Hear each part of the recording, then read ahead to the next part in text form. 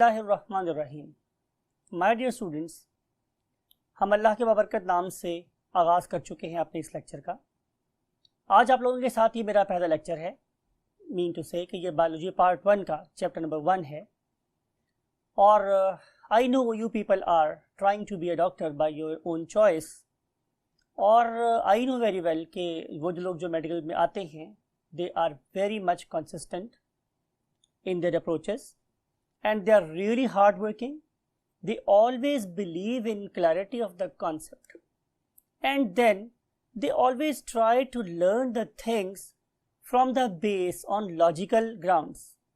अगर आप शुरू से किसी बात को अकली बुनियाद पर अंडरस्टैंड कर लेंगे तो मुझे उम्मीद है कि बायोलॉजी या कोई भी और साइंस का जो शाख है वो आप लोगों के लिए क्या हो जाती है, बहुत आसान हो जाती है। Being your biology teacher, my name is Shahzad Waheed.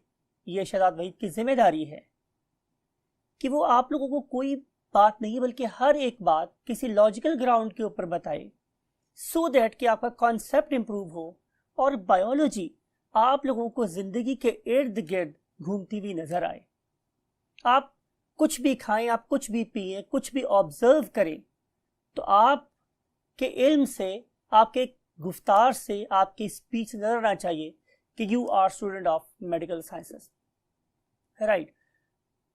आ तुझको बताऊं मैं तकदीर उमम क्या है, शमशीर व सना अव्वल ताऊस और रुबाब आखिर।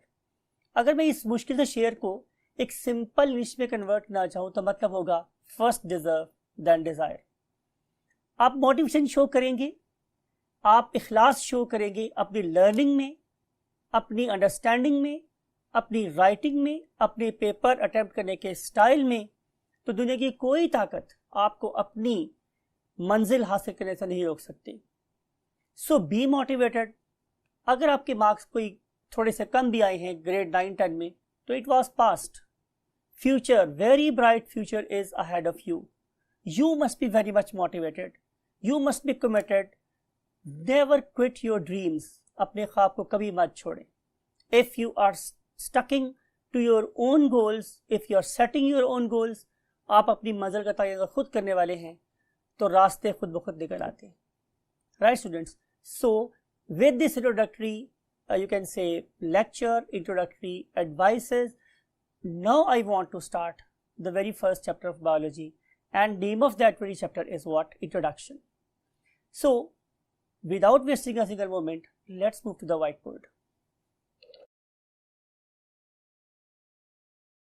Yes my dear future doctors, मैं आप लोगों से मुखातिब हूँ क्योंकि अगर आप बायोलॉजी पढ़ना स्टार्ट करने वाले हैं तो यू नो वेरी वेल कि हमारी फाइनल डेस्टिनेशन, हमारी आखिरी मंजिल, हमारी आखिरी ख्वाहिश, हमारी आखिरी तमन्ना या आरजू क्या है कि हम एक डॉक्टर बन जाए। तो इसीलिए मैं कोशिश करूँगा कि जब भी मैं आप लोगों से एड्रेस करूँ मैं ये मोटिवेशन आपके अंदर हमेशा डालता रहूँ, ये लफ्ज़ कह के कि yes my future doctors, right my dear doctors. अब हम स्टार्ट करने वाले हैं व्हाट? इंट्रोडक्शन। अब मेरी हैबिट क्या रहेगी इस पूरे आप लोगों के साथ जो हमारा सफ़र है इस कैमरे की आंख के थ्रू, वो ये कि मैं आप लोगों के लिए एक फ्लैश कार्ड तैयार करूं जिसमें मैं आप लोगों के स्टूडेंट्स, सोल आप लोगों के क्या लिखूं? लर्निंग ऑब्जेक्टिव्स, यानी कि आपको क्या क्या आना चाहिए। और हमारी ये भी ख्वाहिश होगी इस प्लेटफॉर्म के ऊपर हम आप लोगों से बहुत टू दी पॉइंट लेकिन कॉन्सेप्चुअल बातें करें, वो वाली बातें जो जिंदगी में आप लोगों के लिए मुख्तलिफ मकाम पे मशअल राह बन के आपको गाइड कर रही हूँ। और शायद आप कभी जब दुआ पढ़े, नमाज पढ़े तो आपके हाथ हमारे लिए भी जरूर दुआ करने के लिए उठे, राइट। तो सबसे पहली बात स्टूडेंट ये है कि इस फ्लैश कार्ड को अगर आपके माइंड में इस सीक्वेंस में आपने रख दिया है तो आप इसे कॉन्सेप्ट मैप भी कह सकते हो। यानी कि ये चीज़ें अगर आपके माइंड में हैं, ये फ्लो आपके माइंड में, ये सिर्फ ये वाला अगर एक छोटा सा पीस ऑफ वाइट बोर्ड भी आपके माइंड में होगा तो आप लोग बहुत कुछ अंडरस्टैंड कर सकेंगे कि इस चैप्टर में आप लोगों ने या इस लेक्चर में आप लोगों ने क्या क्या सीखना है। So take it as a blessing. ये एक एफर्ट आप लोगों के लिए गई है, इसे आप बिल्कुल गौर से तवज्जो से इसको देखेंगे तो ये वाले की पॉइंट्स, ये हाईलाइट्स, ये एक एक नंबरों की कहकशां हो सकती है आप लोगों के लिए अगर आप लोग इसको गौर से देखेंगे। So my students, we want to start with the definition of biology. So we want to write what? Definition of biology. अब ग्रेड 9 में डेफिनेटली आप लोग ये वर्ड पढ़ के आए हैं कि biology is a compound word. आपको पता है केमिस्ट्री में हम ये बात करते हैं कंपाउंड जब दो एलिमेंट आपस में मिले. तो कंपाउंड वर्ड से बराबर जब दो लफ्ज आपस में मिले तो उनमें से एक का नाम है स्टूडेंट बायोस और दूसरे का नाम है लॉगोस. राइट. अब बायोस का मतलब होता है you know very well life और अबाउट लाइफ. एंड लॉगोस का मतलब क्या होता है? To study. यानी कि ये मेरे पास बायोलॉजी की ये साइंस की वो वाली शाख है कि जिसमें हम लोग क्या स्टडी कर रहे होते हैं? लाइफ. मैं अज़राए फन मजाक के तौर पर यह बात करता हूं कि हम वो लोग हैं जो जिंदगी से प्यार करने वाले हैं. हम वो लोग नहीं हैं जो एटम बम बनाएं लोगों के ऊपर गिराएं या केमिकल बॉम्ब बनाएं और लोगों के ऊपर गिराएं और उससे जिंदगी खत्म हो जाए. हम तो उस पर्टिकुलर सांप को भी इकोसिस्टम में से खत्म नहीं करना चाहते जो हमें डस के हमें मार सकता है. हमें ये बात पता है कि अगर हम उस स्नेक को भी पॉजिटिवली यूज करें तो हम उससे भी कई इंसानों की जान बचा सकते हैं. Right my dear students. तो हम वो लोग हैं जो जिंदगी से प्यार करते हैं. We study what? The life. We study various forms of life. We want to pay tribute. हम तो सल्यूट करना चाहते हैं, सलाम करना चाहते हैं हर उस टाइनी से टाइनी क्रिएचर को जो इस इकोसिस्टम में अपना किरदार अदा कर रहा है.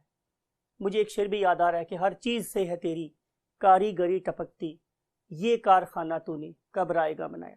यानी कि आप अल्लाह रब्बुल इज्जत की एक छोटी से छोटी चीज को देखें, जिसे हम वायरस कह रहे हैं, बैक्टीरिया कह रहे हैं, उस पर्टिकुलर चीज का भी मेरे इकोसिस्टम में एक रोल है. It is not useless. Every tiny creature is contributing a lot in the existence of this ecosystem. Right?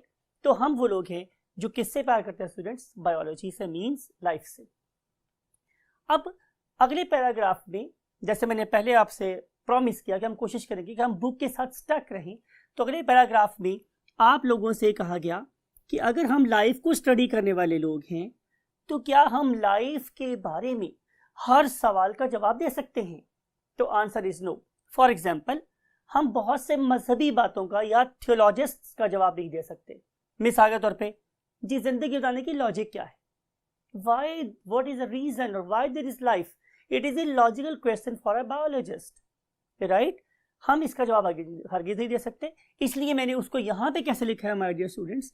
मैंने लिखा है IRQs, यानी कि ये बीइंग बायोलॉजिस्ट ये मेरे लिए एक IRQ है, मीन्स इररेलेवेंट क्वेश्चन है. राइट? इस इररेलेवेंट क्वेश्चन के अलावा और भी बहुत से सवाल किए जा सकते हैं. मिसाल के तौर पे जिंदगी कैसे वजूद में आई? जिंदगी जमीन पे वजूद में आई या जमीन के अलावा कहीं और वजूद में आई? चलें मान लेते हैं जिंदगी जमीन पे वजूद में नहीं आई, तो फिर जहां ये वजूद में आई थी वहां कैसे वजूद में आई थी? तो ये वो ऐसे क्वेश्चन है जिन्हें हम लोग बीइंग बायोलॉजिस्ट एड्रेस नहीं करना चाहते. शायद हमारे ये फिलोसफर और थियोलॉजिस्ट और हमारे जो रिलीजन से कंसर्निंग लोग हैं उनके क्वेश्चंस. लेकिन ये बात हमें याद रखिएगा स्टूडेंट्स, मैं आपसे कहना ये चाह रहा हूं कि आप अपनी हर साइंटिफिक प्रॉब्लम का आंसर अपने कुरान में ढूंढे, आपको मिल जाएगा. लेकिन ऐसा जरूरी नहीं है कि हर वो बात जो कुरान में लिखी है आपकी अकल उस काबिल है कि आप उसे इवेलुएट कर सकें. Right my dear students? So हम इन इररिलेवेंट क्वेश्चंस के अंदर नहीं जा रहे. हम साइंस के लोग, शायद आपने ग्रेड 9 में पढ़ा था, 10 में पढ़ा था या उससे प्रीवियस क्लासेस में, कि हम हवासे खमसा पे बिलीव रखते हैं. जो 5 हमारी सेंसेस हैं, राइट, हम उन पे बिलीव रखते हैं बिकॉज कि हम किसी चीज़ को छू नहीं सकते तो हम उस पर एक्सपेरिमेंट कैसे कर सकते हैं. Right? So we always believe in experimentation. For example, अगर बंदा मेरे से ये पूछे कि रूह क्या है, तो I can not carry out experiment with the spirit और रूह. तो I must, being scientist, I must not indulge myself in answering the questions regarding spirit or ruh. You got the point? अब हम देखते हैं कि फिर रेलेवेंट क्वेश्चन क्या है। Now we want to discuss some RQs. RQ stand for relevant questions. Relevant question, तो मेरे पास रेलेवेंट क्वेश्चन ये जरूर हो सकता है कि मान लेते हैं हम लाइफ को स्टडी करने वाले लोग हैं, तो फिर what is the definition of life? Now we don't want to define biology, we want to define life. हम तो लाइफ के बारे में बात करें, तो आंसर ये हमारे डियर स्टूडेंट्स कि लाइफ की तारीफ अगेन मुमकिन नहीं। वो आपको मेरी इस बात से कोई कवाली तो याद आ ही गई होगी। तो हम बात ये करें कि लाइफ की तारीफ मुमकिन नहीं। हाँ ये ज़रूर है, हम इस वक्त स्टूडेंट्स यहाँ पर हैं, हाँ ये ज़रूर है कि मेरे पास कुछ ऐसे फीचर्स हैं, खसूसियात हैं, करेक्टरिस्टिक्स हैं कि अगर वो किसी चीज़ में पाई जाएं तो हम उसके बारे में ये कहते हैं कि वो जिंदा है, और अगर उनमें से खूबियाँ मिस हों तो फिर हम उसे बोलते हैं कि that particular organism is suppose to be non living, यानी कि हम लाइफ की नहीं बल्कि लिविंग थिंग्स को डिफाइन करें। तो मैंने सबसे पहली बात जो आपकी बुक में पढ़ी, जो आप भी पढ़ रहे हैं यकीनन, वो ये है कि इन ऑर्गेनिजम्स के पास सबसे पहला फीचर क्या है। We want to write it as characteristics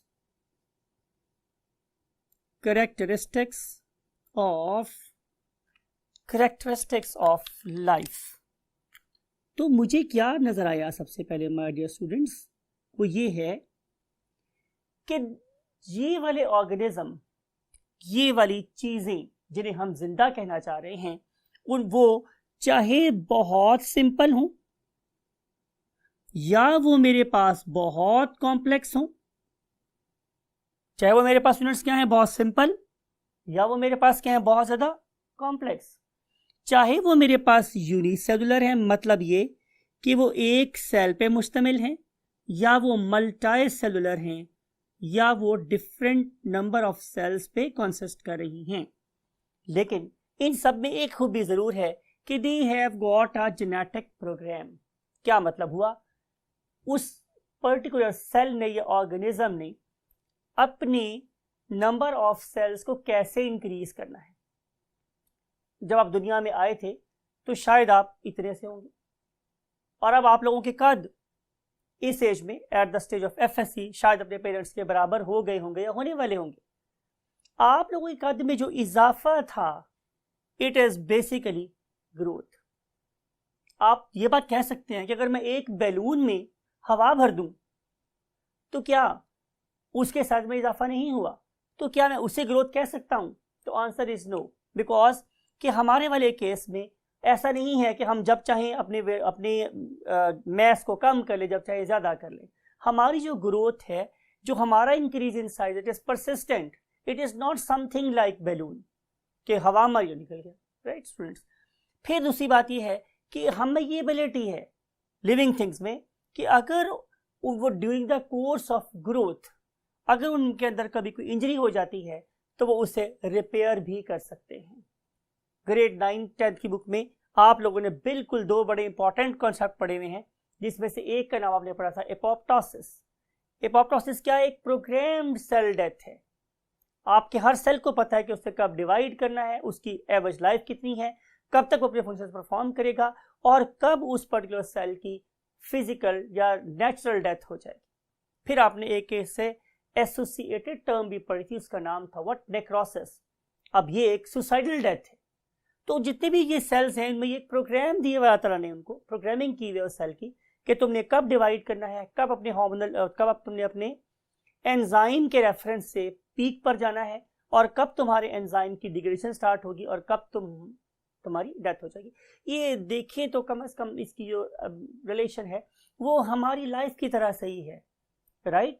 कब हम छोटे बच्चे होते हैं, फिर हम थोड़े से लड़के बन जाते हैं, फिर हम लोग नौजवान हो जाते हैं, फिर हम जवान हो जाते हैं, फिर हम उधेड़ में चले जाते हैं, फिर हम बूढ़े हो जाते हैं, फिर हमारी डेथ हो जाती है। तो ऐसा ही कोई कैस्केड ऑफ इवेंट्स है हमारे सेल के साथ भी प्रेजेंट है। फिर दूसरी बात स्टूडेंट्स ये है कि ये ऑर्गेनिज्म में एबिलिटी है कि दे कैन रेस्पायर, यानी कि ये ऑक्सीजन ले रहे हैं और CO2 बाहर दे रहे हैं। ऑक्सीजन का लेना और CO2 को निकालना ये बेसिकली क्या है, रेस्पायरेशन है, चाहे ये एक सेल कर रहा हो या कोई बहुत ज़्यादा बड़ा ऑर्गेनिज्म कर रहा हो। फिर उसके अलावा स्टूडेंट्स ये है कि हमारी जो बॉडी है ये स्टैटिक नहीं है, it is constantly absorbing the substances from the surrounding, carrying out some activity over in the terms of chemical reaction, right? और फिर उसके बाद इन केमिकल रिएक्शंस के रिजल्ट में जो एक वर्ड जनरेट करते हैं हम लोग, उसे हम बोलते हैं what, metabolism. Metabolism means sum of overall reactions taking place inside the cell और इनसाइड द होल बॉडी। फिर यू नो वेरी वेल कि मेटाबॉलिज्म दो टाइप का हो सकता है। One of them is called as constructive metabolism, mean to say कि we are going to try to combine simple things and we are trying to construct a huge complex, right? अब इसे हम लोग क्या नाम देंगे students, anabolism. The other way इसको, other part of the metabolism is called as catabolism, and catabolism stands for karate, cata तोड़ना, right? In this case we are going to carry out some destructive metabolism, and destructive metabolism is known as catabolism. And sum of overall means sum of anabolism plus catabolism is called as metabolism. I may write it for you that anabolism plus catabolism, it is called as what? Metabolism, right? So anabolism is sum of positive reactions, means construction, and catabolism means sum of negative reactions or destructive reactions. It is called as what? Metabolism. Then these particular cell, group of cell or the whole organism, it has the ability to keep its internal environment nearly constant. मैं आप लोगों से ये कहूं कि जनाब अभी आप लोग क्या किया, आपने फुटबॉल खेला है फॉर एग्जांपल, या आपने लॉन टेनिस खेली है, तो आपकी बॉडी बहुत ज़्यादा गर्म हो रही है, and if you want to get rid of excessive heat very quickly, तो आप क्या करेंगे, आप जाके किसी ठंडे रूम में बैठ जाएंगे। ठंडे रूम में बैठने के बाद आपकी बॉडी में से हीट लूज होना शुरू हो जाएगी और आपका बॉडी का टेम्परेचर सब नॉर्मल हो जाएगा। तो क्या आपकी बॉडी का टेम्परेचर सब नॉर्मल ही रहेगा? तो आप यकीनन महसूस करेंगे कि ऐसा नहीं है। आपकी बॉडी थोड़े अरसे के बाद अपनी नॉर्मल टेम्परेचर को दोबारा से गेन कर लेगी by producing even more heat. पहले हीट लूज करेंगे, फिर हम हीट को प्रोड्यूस करना शुरू करते हैं, लेकिन हम अमाउंट ऑफ टेम्परेचर और अमाउंट ऑफ हीट अपनी बॉडी में हमेशा 37 के राउंड अबाउट क्या करेंगे, मेंटेन करेंगे। Ability of the organism to maintain its internal environmental conditions nearly constant. We don't want to say 100% constant, we want to say nearly constant or fairly constant. तो हम इसे क्या बोलेंगे कि ये होम्योस्टेसिस हो रही, राइट? आपको प्यास लगी, आप बहुत सारा पानी पी लें, आपकी बॉडी में बहुत ज़्यादा अमाउंट में वाटर एक्यूमुलेट हो गया है, तो उसको यूरिन के थ्रू पास कर दें, right? So this gain and loss is due to the fact that your body is trying to maintain water concentration in your body nearly constant, or it is trying to carry out what? Homeostasis. And then ability of the living organism is to produce offsprings of their own kind. This phenomenon is called as what? Reproduction. Re means दोबारा से, and produce पैदा करना, यानी कि जिस तरीके से आप लोगों के फोर फादर्स ने आपके फोर फादर्स को प्रोड्यूस किया, ऐसे ही आप लोग फोर फादर्स बन जाएं या अपने जैसे ऑर्गेनिज्म प्रोड्यूस कर दें। This is called as what? Reproduction. तो दुनिया में कोई ऐसी नॉन लिविंग थिंग नहीं है जो अपने आप को रिप्रोड्यूस कर सकती है, अपने जैसे ऑर्गेनिज्म प्रोड्यूस कर सकती है। ये एबिलिटी सिर्फ और सिर्फ लिविंग थिंग्स के पास है, राइट? And then irritability. मिसाल के तौर पे आप ने देखा कि एक पहाड़ है और पहाड़ के ऊपर फॉर एग्जांपल एक ईगल बैठा हुआ है या एक दरख्त है, उसके ऊपर एक स्पैरो बैठी हुई है फॉर एग्जांपल, और आप भाग के इसकी तरफ जाते हैं तो स्टूडेंट्स क्या होता है कि दरख्त या पहाड़ उड़ जाता है और जो स्पैरो और ईगल है वो वहीं बैठे रहते हैं।